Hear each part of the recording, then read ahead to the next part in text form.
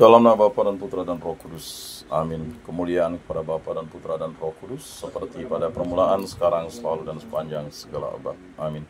Dalam nama Bapa dan Putra dan Roh Kudus. Amin.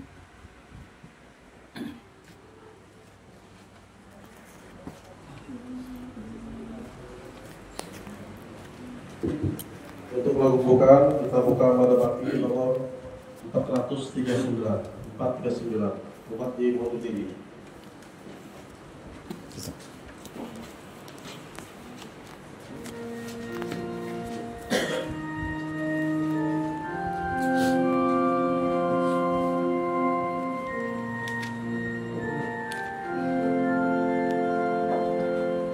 Kristus bangkit, Kristus mulia, wartakan dengan lantang yang jahat dikalahkannya, sambutlah dengan girang. Mau dihancurkannya, Kristus pemenang jaya. Hidup tak tersirat suka, wartakan dengan lantang.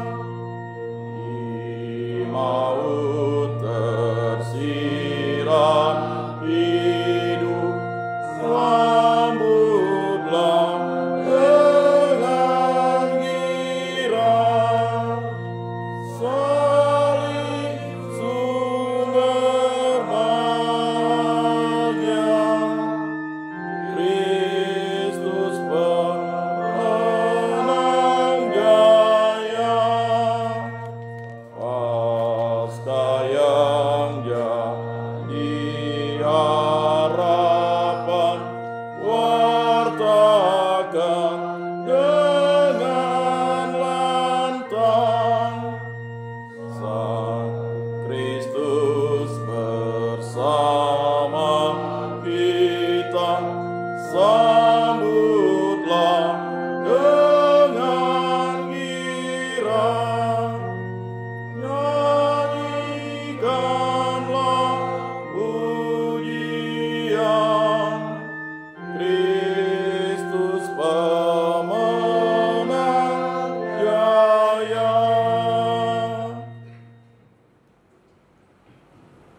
Dalam nama Bapa dan Putra dan Roh Kudus. Amin. Semoga rahmat Tuhan Yesus Kristus, cinta kasih Allah dan persekutuan Roh Kudus selalu beserta kita, sekarang dan selama-lamanya. Bapak-bapak, saudara-saudara yang terkasih dalam Yesus Kristus, tibalah saatnya kita menutup bulan Maria pada tanggal 31 Mei ini. Sesuai dengan kalender Gereja Katolik, bahwa bulan 5 adalah bulan Maria, bulan berdoa bersama Bunda Maria. Sedangkan bulan 10 adalah bulan Rosario.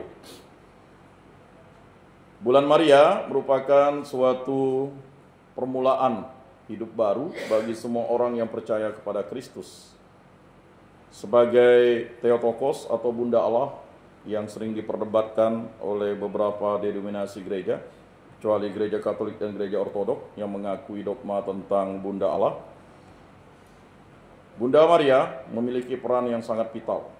Maka sering Bunda Maria disalahartikan atau sering dipergunjingkan bahwa orang Katolik dan orang Ortodok itu menyembah Maria. Tidak, dia menghormati Maria. Penyembahan itu hanya kepada Allah Tritunggal yang Maha Kudus. Kita bisa dengar di litani Bunda Maria atau misalnya litani Roh Kudus, ya. Itu tidak ada Bunda Maria kasihanilah kami. Yang ada Allah Bapa kasihanilah kami, Allah Putra kasihanilah kami, Allah Roh Kudus kasihanilah kami, Allah Tritunggal yang Maha Kudus kasihanilah kami. Bunda Maria doakanlah kami.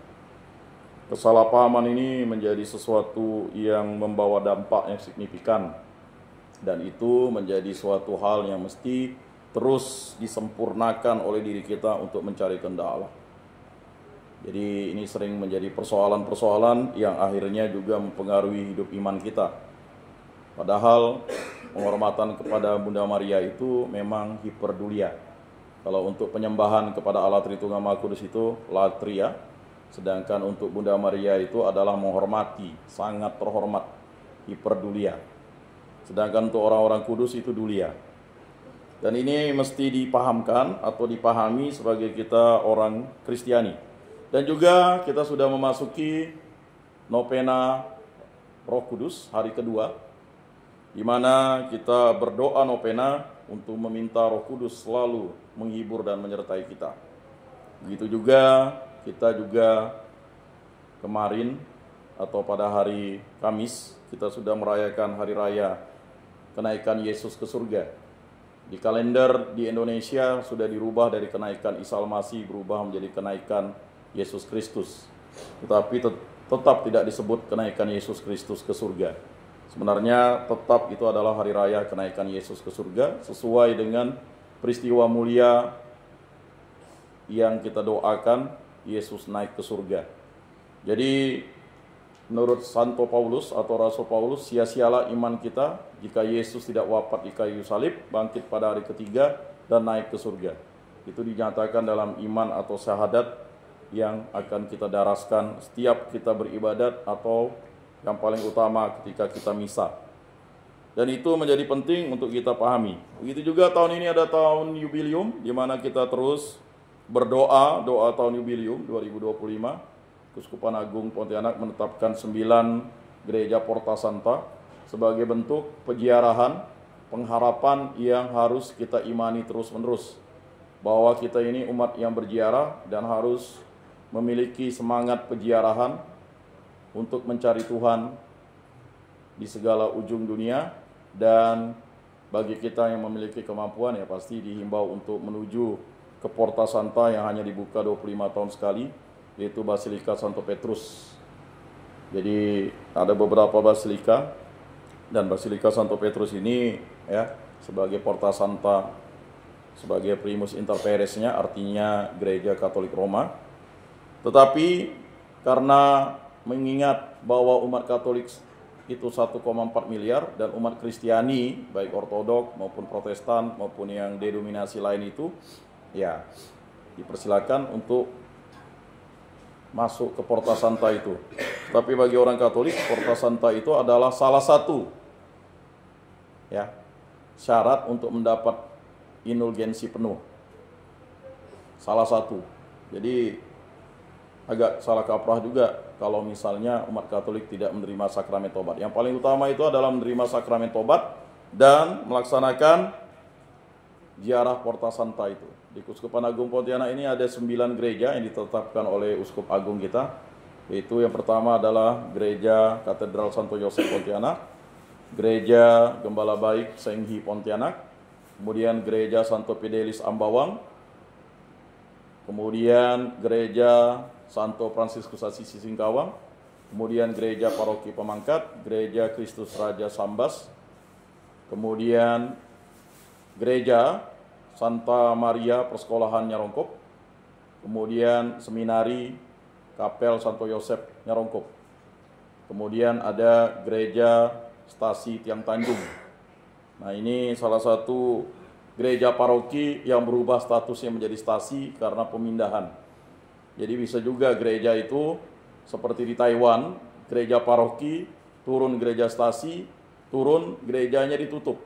Karena umat Katoliknya atau umat Kristennya sudah tidak lagi ke gereja. Kalau di China justru berkembang.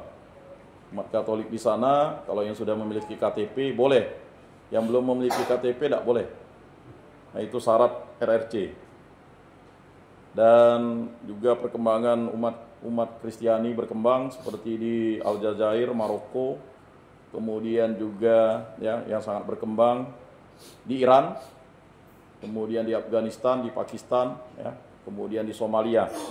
Jadi kita sangat bersyukur itulah karya Roh Kudus, dan novena Roh Kudus itu kita akan merayakan pada 10 hari setelah pesta kenaikan, Dan itulah hari raya Pentakosta, hari kelahirannya gereja. Bapak-bapak, saudara-saudara yang terkasih dalam Yesus Kristus, marilah kita supaya layak beribadat di hadapan Allah Tritunggal yang Maha Kudus, kita mengakui dosa dan kekurangan kita. Saya mengaku kepada Allah yang Maha Kuasa dan kepada saudara sekalian bahwa saya telah berdosa dengan pikiran dan perkataan, dengan perbuatan dan kelalaian. Saya berdosa, saya sungguh berdosa. Oleh sebab itu saya mohon kepada Santa Perawan Maria, kepada para malaikat dan orang kudus, dan kepada saudara sekalian, supaya mendoakan saya pada Allah Tuhan kita. Semoga Allah mengasihani kita, mengampuni dosa-dosa kita, dan menghantar kita ke hidup yang kekal. Amin. Tuhan kasih kita buka pada bakti nomor 184. 184.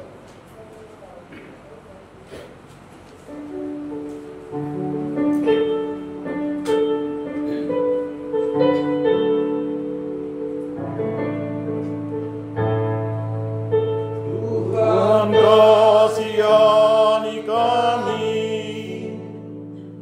Kristus kasihani kami. Tuhan kasihani kami, Tuhan kasihani kami. Yesus Kristus Putra Bapa, kasihani kami. Imam Agung Pengantara, dengar doa kami. Tuhan kasihani kami, Kristus kasihani kami. Tuhan kasihani kami, Tuhan kasihani kami. Yesus Kristus Juru Selamat, kasihani kami. Imam Agung Marahi, ampunilah kami. Tuhan kasihani kami, Kristus kasihani kami. Tuhan kasihani kami, Tuhan kasihani kami.